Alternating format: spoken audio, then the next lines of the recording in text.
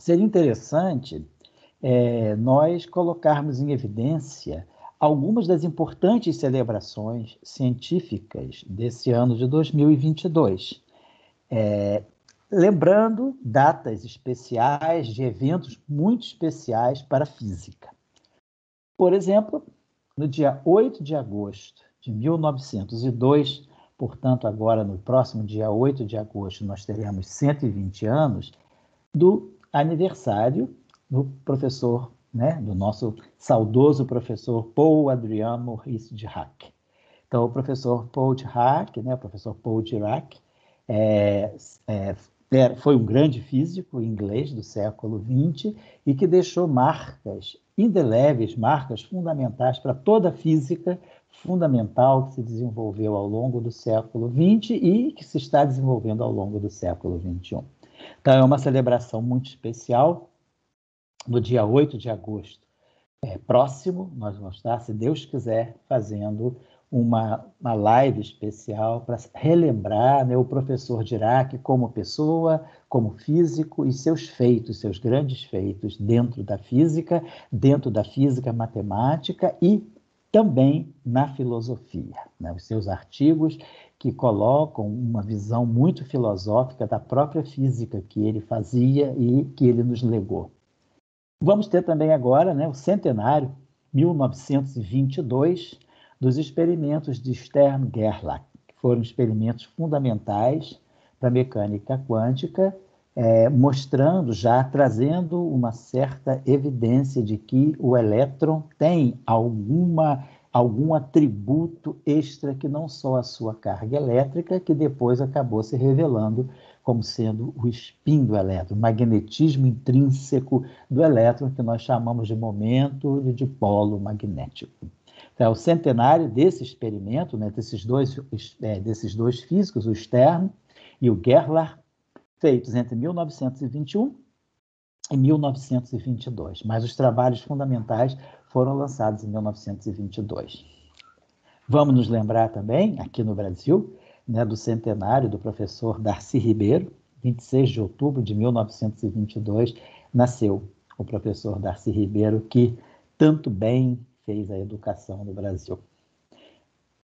Celebração também da Semana de Arte Moderna aqui no Brasil, então, o centenário da Semana de Arte Moderna no Brasil.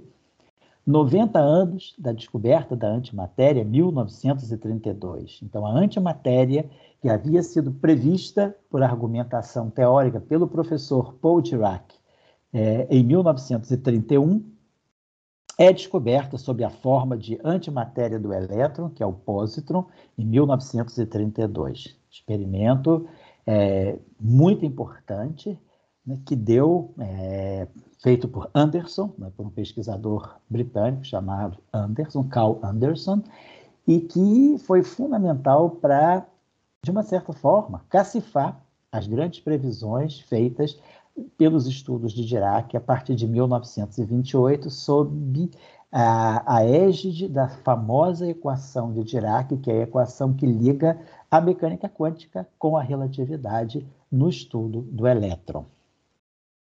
Também 90 anos da descoberta do nêutron, E agora, interessante, em 2022, 90 anos a partir da descoberta do nêutron, foi identificado em experimentos no Japão, o chamado tetranêutron, que é uma estrutura muito interessante que vai nos trazer novas compreensões a respeito das interações nucleares fortes. Então, 90 anos da descoberta do nêutron, da partícula nêutron que habita o interior do núcleo atômico.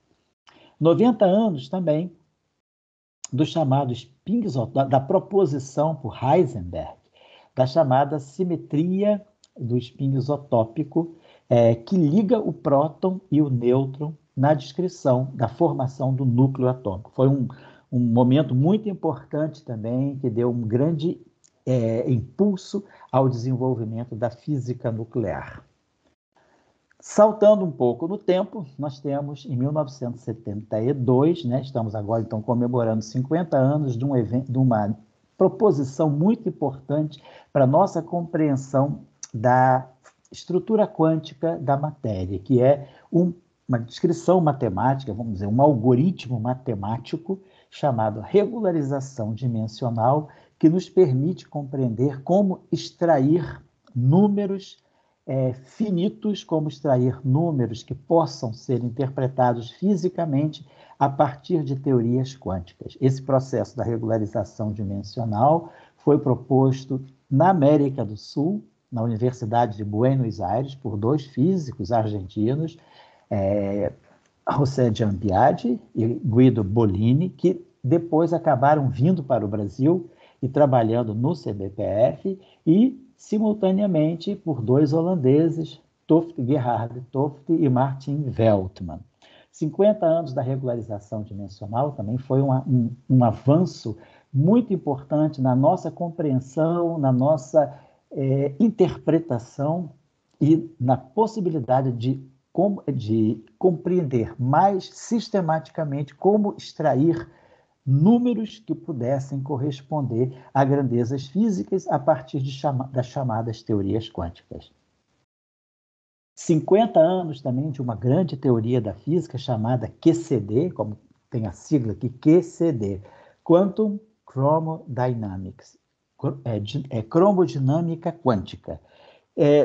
Esse cromo não tem nada a ver com as cores reais que nós observamos, é um nome associado a uma qualidade da matéria nuclear que nós chamamos, ou que a física denomina cor. Mas é um atributo quântico da matéria nuclear que não tem a ver com as cores, né, que nós observamos, as cores do espectro eletromagnético. Então, essa teoria é uma teoria muito importante da física, é um dos pilares do chamado modelo padrão, e ela foi proposta ela desenvolveu-se, né, a partir de um trabalho seminal publicado por Fritz Geltmann em 1972 também. 50 anos também, em 1972, dos trabalhos, né, de 2 físicos, um russo, na verdade Slavnov, um físico matemático, e J.C. Taylor, um físico teórico inglês, que lançam um conjunto de equações, vamos colocar assim, para o público em geral. São as chamadas identidades de Slavnov e Taylor, mas são equações matemáticas também ligadas às teorias quânticas, da mesma forma que o processo de regularização dimensional que eu menciono aqui, de Giampiatti, Bolini e de Toft e Veltman, e que é extremamente importante esse trabalho, né? Aliás, são extremamente importantes os trabalhos de Slavnov e Taylor para nosso controle dos aspectos formais, dos aspectos sistemáticos e da garantia de que as teorias quânticas, como, por exemplo, essa QCD, ela pode permanecer sendo uma teoria sensata. Ela faz sentido. Então, essas identidades de Slavnov e Taylor é o que podemos colocar dessa forma, uma estabilidade conceitual às chamadas teorias quânticas de campo, baseadas na chamada proposta de Yang-Mills. E, finalmente, 10 anos, 2012, 4 de julho de 2012, nós tivemos o anúncio da descoberta daquele que era tão esperado por 48 anos pela comunidade da física, que é o bóson de Higgs.